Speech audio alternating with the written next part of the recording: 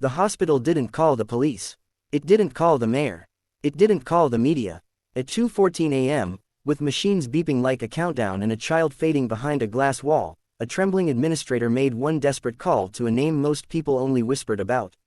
A Hell's Angel. The message was short, urgent, and almost unbelievable. Come now, we need you. No one in that quiet corridor could have imagined what would happen next, or how one call would echo across highways, wake sleeping engines, and pull 217 bikers into a moment that would change a hospital forever. But why this angel, and why right now, remained a terrifying mystery. Before the story unfolds, if you believe in kindness, second chances, and unexpected humanity, please like this video, comment your thoughts, share it with someone who needs hope today, and subscribe to our channel, Only Kindness, where real emotions still matter. The man who received the call was named Rafe Calder. His reputation had been built on miles of asphalt, scars earned honestly, and loyalty that never bent. To the outside world, Rafe was danger on two wheels. To a very small circle, he was something else entirely. Years ago, long before leather patches and roaring engines defined him, Rafe had lost everything inside a hospital room that smelled like disinfectant and regret. Since then, he avoided places like this, avoided white walls and fluorescent lights, avoided the feeling of being powerless.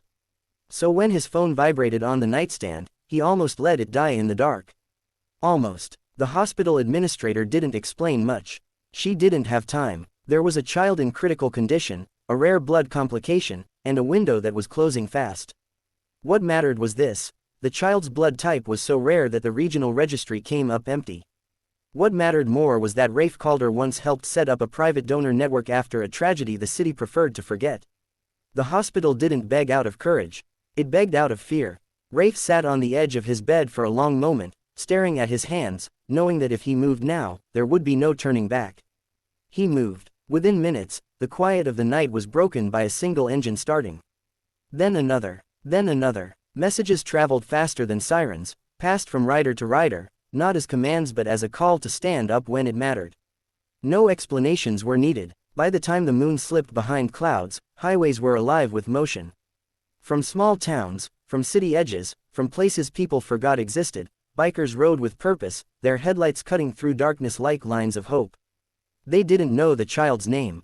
They didn't need to. At the hospital, tension grew heavy. Nurses whispered. Doctors recalculated odds they didn't like saying out loud. The child, a boy named Micah Rowan, lay surrounded by machines that could keep him alive but not save him alone. His mother sat perfectly still, afraid that even breathing too loudly might break something fragile. She had been told help was coming, but hope can be cruel when it arrives late. Outside, security staff noticed the first bikes rolling in and stiffened, hands hovering near radios, hearts preparing for chaos. Instead, they witnessed something no training manual had prepared them for. Bikers lined up calmly, engines cut, helmets removed. Faces were tired but steady. Jackets carried patches the world feared, yet eyes held only concern. Rafe stepped forward, not as a leader demanding respect, but as a man offering help. Paperwork was signed. Arms were rolled up. One by one, 217 bikers walked into a hospital that once would have locked its doors against them. The halls filled with a quiet, powerful energy, not rebellion, not threat, but solidarity. Hours passed. Blood was drawn. Tests were run. Matches were found. More than enough. What began as a desperate gamble became a miracle measured in numbers no one expected. Doctors moved faster. Nurses cried openly. The machines around Micah changed their rhythm, subtle at first, then undeniable. Life pushed back. Outside, dawn began to stretch pale fingers across the parking lot, revealing rows of motorcycles standing like guardians, silent and patient. Rafe never went into the child's room. He stood at the end of the corridor, leaning against a wall, feeling something loosen in his chest that had been tight for decades. He didn't need thanks. He didn't need recognition. This wasn't about rewriting his image or erasing a past. This was about proving, quietly, that people are more than the worst thing you've heard about them. When the doctor finally approached and nodded, just once, it felt heavier than any medal. Word spread later, of course. It always does, but the story that mattered most happened in that small space between fear and hope. A hospital learned that help doesn't always look the way you expect. A mother learned that strangers can love your child fiercely without ever knowing his laugh. And 217 bikers rode back home carrying something lighter than they arrived with. If this story is touching your heart, if it's reminding you that kindness can come from the most unexpected places, please take a moment to like this video, share it, and subscribe to Only Kindness so more stories like this can reach the world. And before this story ends, we ask you one simple thing.